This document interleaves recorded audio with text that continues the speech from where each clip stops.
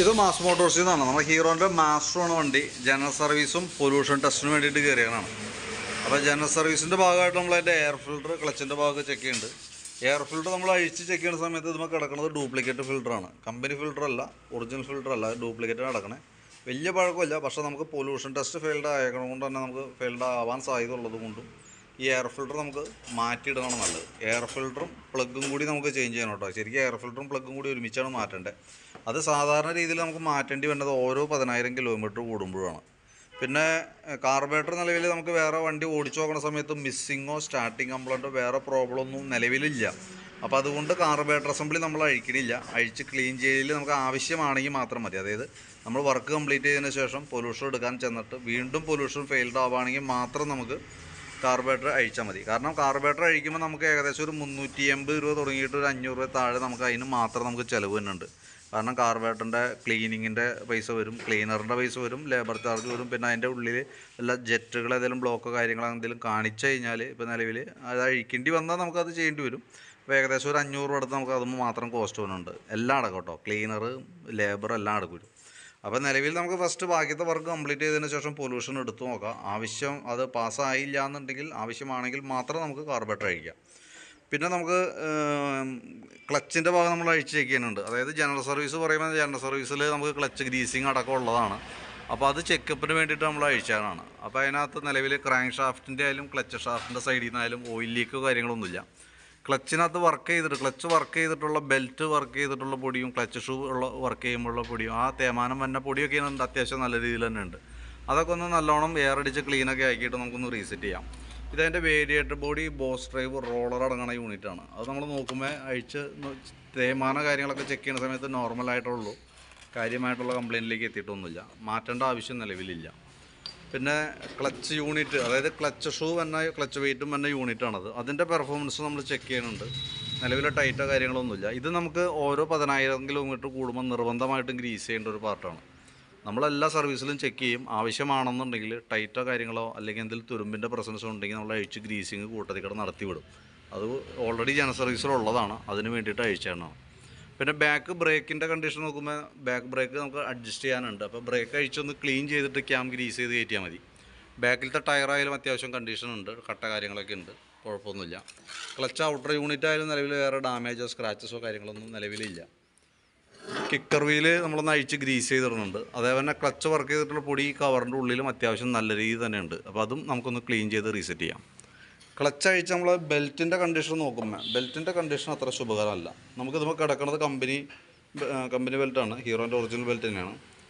നമുക്കതിൻ്റെ ഈ സെൻറ്റർ പോർഷനിലേക്ക് നോക്കുമ്പോണ്ടല്ലോ, അത് ഇവിടെ നോക്കുമ്പോൾ ഓരോ ലെഗിൻ്റെ ഉള്ളിൽ കൂടെ പൊട്ട് വീണിരിക്കാം. ഇതെപ്പോൾ വേണമെങ്കിലും പൊളിഞ്ഞ് പോകാവുന്നൊരു സിറ്റുവേഷനാണ് ഇപ്പോൾ നിലവിൽ വണ്ടി ഓടിക്കൊണ്ടിരിക്കുന്നത്.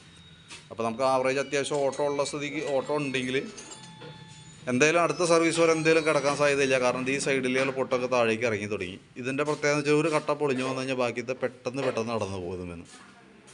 കയ്യോടെ നമുക്ക് ഇതിനകത്ത് മാറ്റിയിടണമാണ് നല്ലത്. സർവീസിൻ്റെ കൂടെ നമുക്ക് ആ പാർട്സിൻ്റെ എമൗണ്ട് മാത്രമേ വന്നുള്ളൂ.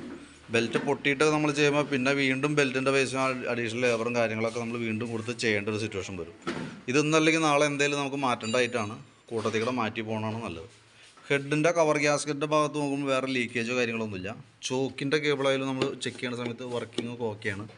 ആക്സിലേറ്ററിൻ്റെ ആയാലും ആക്സിലേറ്റർ കേബിൾ ചെറിയൊരു ടൈറ്റ് ഉണ്ട്, പക്ഷേ നിലവിൽ മാറ്റേണ്ട ഒരു സിറ്റുവേഷനൊന്നും എത്തിയിട്ടില്ല.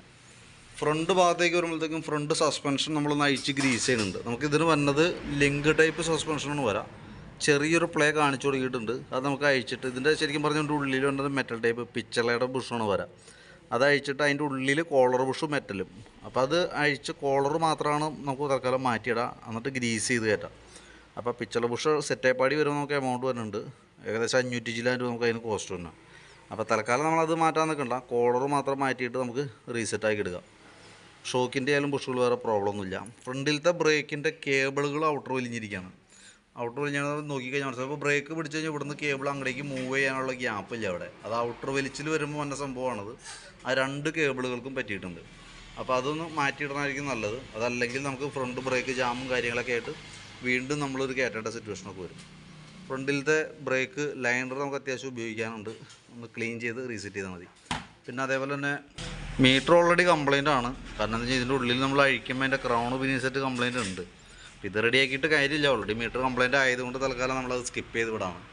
ഓൾറെഡി നമ്മുടെ ശ്രദ്ധയിൽ പെട്ടിരുന്നു, പക്ഷെ അത് മാറ്റിയതുകൊണ്ട് പ്രത്യേകിച്ച് ഗുണമില്ലാത്തതുകൊണ്ടാണ് നമ്മൾ മാറ്റാത്തത് കേട്ടോ. പിന്നെ ഫ്രണ്ട് ടയറിൻ്റെ കണ്ടീഷൻ നോക്കുമ്പോൾ ടയർ അത്യാവശ്യം ഗ്രിപ്പ് ഉണ്ട്, പക്ഷെ എന്നാൽ പോലും നമുക്കൊരു വൺ സൈഡ് തേയ്മാനം ഒരല്പം കൂടുതലാണ്. അതായത് റൈറ്റ് സൈഡിലെ ടയറിൻ്റെ റൈറ്റ് സൈഡ് കട്ട നോക്കുമ്പോൾ ഇച്ചിരി തേയ്മാനം വ്യത്യാസമുണ്ട്. അപ്പോൾ നമ്മൾ എന്താ ചെയ്യേണ്ടതെന്ന് വെച്ചാൽ, ബാക്ക് ടയറാണ് സാധാരണ രീതിയിൽ നമുക്ക് സ്കൂട്ടർ മോഡൽ വണ്ടിയുടെ പെട്ടെന്ന് തീരുള്ളൂ. അപ്പോൾ ബാക്കിലത്തെ ടയർ ഇനി തീരണ സമയത്ത് ഈ ടയർ എടുത്തിട്ട് ഫ്രണ്ടിൽ കിടക്കുന്ന ടയർ ബാക്കിലേക്ക് ഇട്ടിട്ട് പുതിയ ടയർ വേണം ഫ്രണ്ടിൽ ഇടാനായിട്ട്. അപ്പോൾ നമുക്കത് മാക്സിമം ഉപയോഗിച്ച് തീർക്കാനായിട്ട് പറ്റും. രണ്ടും ഒരേ സൈസ് ടയറാണ്, 10 ഇഞ്ചിൻ്റെ വീലാണ് ഫ്രണ്ടും ബാക്കും ഉണ്ട്. അപ്പോൾ നമുക്കതിനെ അങ്ങോട്ടും ഇങ്ങോട്ടും റൊട്ടേറ്റ് ചെയ്ത് ഇടാം, അങ്ങോട്ടേക്കും ഇടയ്ക്ക് നമുക്ക് ഷിഫ്റ്റ് ചെയ്തിടാം, കുഴപ്പമില്ല. ഡിസ്കേ പാടി മൊത്തത്തിൽ അഴിച്ചിട്ട് മാറ്റാവുന്നുള്ളൂ. ബാറ്ററിയുടെ ഭാഗം നമ്മൾ ചെക്ക് ചെയ്യുന്നുണ്ട്. 2023 മോഡൽ ആമറോണിൻ്റെ ബാറ്ററിയാണ് വണ്ടിയിൽ ഇരിക്കുന്നത്. അത്യാവശ്യം നല്ല ബാറ്ററി ആയിട്ടാണ് കാഴ്ചയിൽ തന്നെ. ബാറ്ററി നമ്മളിവിടെ ടെസ്റ്റ് ചെയ്ത് പോകുന്നുണ്ട്. വോൾട്ട് ചെക്ക് ചെയ്യുമ്പോൾ 12.98 ആ റേഞ്ചിൽ വന്നിട്ടുണ്ട്. ബാറ്ററി നമ്മൾ ടെസ്റ്റ് മോഡിലേക്ക് കൊടുത്തിട്ടുണ്ട്. ടെസ്റ്റ് മോഡിലേക്ക് കൊടുക്കുമ്പോഴും ഓക്കെ ആയിട്ട് തന്നെയാണ് കാണിക്കുന്നത്. പിന്നെ ഹാൻഡിലിൻ്റെ കവർ ഈ ഭാഗം അടിഭാഗമൊക്കെ പൊട്ടിപ്പോയിട്ട് സെപ്പറേറ്റ് സ്ക്രൂ ഒക്കെ കൊടുത്തിട്ടാണ് നിർത്തിയാണ് കേട്ടോ. ഫൈബർ ബോഡിയാണ്, അപ്പോൾ ചെറിയൊരു ജർക്കിങ്ങിൻ്റെ സാധ്യത നിലവിലുണ്ട്. പിന്നെ ഈ ഭാഗത്തേക്ക് വരുമ്പോഴത്തേക്ക് നമ്മൾ പറഞ്ഞിരുന്ന പ്ലഗിൻ്റെ കേസ് കൂട്ടത്തേക്കൂടെ മാറ്റി വിടുന്നുണ്ട്. പിന്നെ അതേപോലെ തന്നെ എഞ്ചിൻ ഓയിൽ മാറുന്നുണ്ട്. ഇത്രയൊക്കെയാണ് മെയിനായിട്ട് നമുക്ക് ഇതുമായി ബന്ധപ്പെട്ട് ചെയ്യേണ്ടി വരുന്ന വർക്ക് കേട്ടോ. അപ്പോൾ ഞാൻ അതിൻ്റെ ഏകദേശം ഒരു എസ്റ്റിമേറ്റ് നോക്കിയിട്ട് ഡീറ്റെയിൽസ് വാട്സപ്പിലേക്ക് ഒന്ന് സെൻഡ് ചെയ്തിടാം. ജനറൽ സർവീസ് ചെയ്യണതിൻ്റെ, അതേപോലെ തന്നെ എഞ്ചിൻ ഓയിൽ, ഈ പറഞ്ഞ രീതിയുടെ ബെൽറ്റിൻ്റെ കംപ്ലയിൻ്റ് ഉണ്ട്, ബെൽറ്റ് പൊട്ടിയാണ്, ബെൽറ്റ് അടക്കം നമ്മൾ എസ്റ്റിമേറ്റിൽ പെടുത്താം. അതേപോലെ ഫ്രണ്ട് ബ്രേക്കിൻ്റെ കേബിളുകൾ, എയർ ഫിൽറ്റർ പ്ലഗ്, ഇത്രയാണ് നമുക്ക് മെയിനായിട്ട് തന്നെ. പിന്നെ കാർബറേറ്റർ നമുക്ക് ഈ പറഞ്ഞ രീതിയുടെ ആവശ്യമാണെങ്കിൽ മാത്രം അഴിച്ചാൽ മതി. നിലവിൽ വേറെ കംപ്ലയിൻ്റ് ഒന്നും ഇല്ലാത്തതുകൊണ്ടാണ് കേട്ടോ. അപ്പോൾ പൊല്യൂഷൻ പാസ്സായില്ലെങ്കിൽ അഴിക്കേണ്ടി വരും. അത് നോക്കിയിട്ട് അഴിക്കേണ്ടി വരാണെങ്കിൽ എൻ്റെ ഡീറ്റെയിൽസ് അപ്ഡേറ്റ് ചെയ്യാം. ഓക്കെ.